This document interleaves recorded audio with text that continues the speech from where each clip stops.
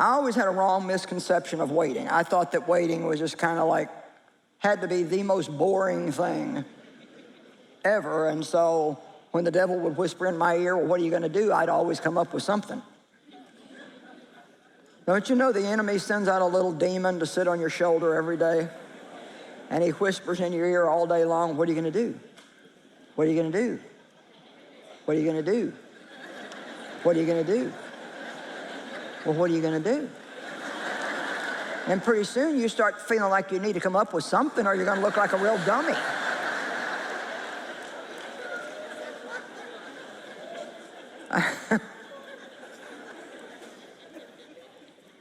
Not too long ago, I had some health problems. I had a doctor tell me that I'd worked too hard for too long, and he gave me this thing. He wanted me to rest for like this long period of time. And here was my first thought.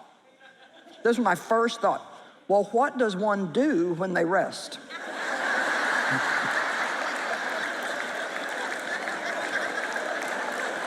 And I'm still having a hard time with it. It's like, what do you do when you rest?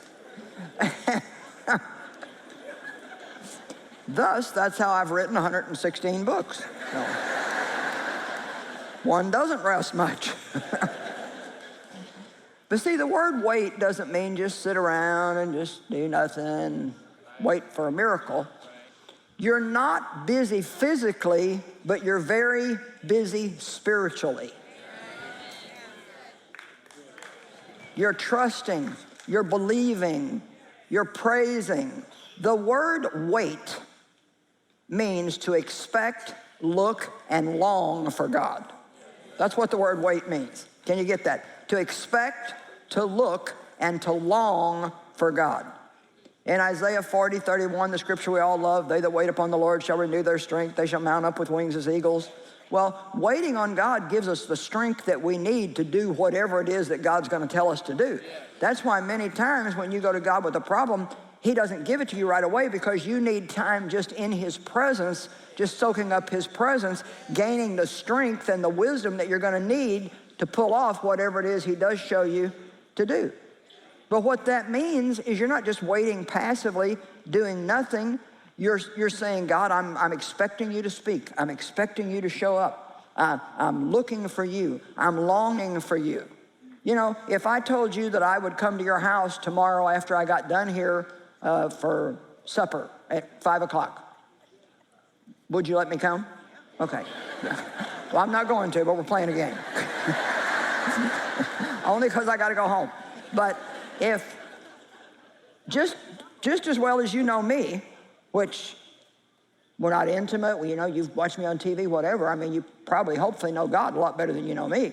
And so, but when 5 o'clock came, you'd be looking.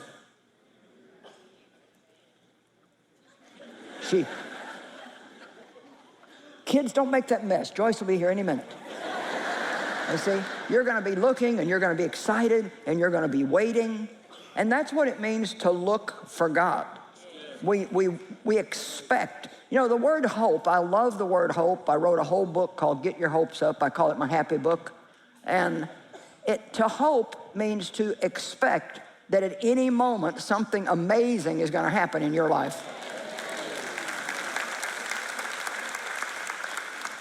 It's not some silly kind of like hope like the world has. Well, I hope something happens. It's not like that.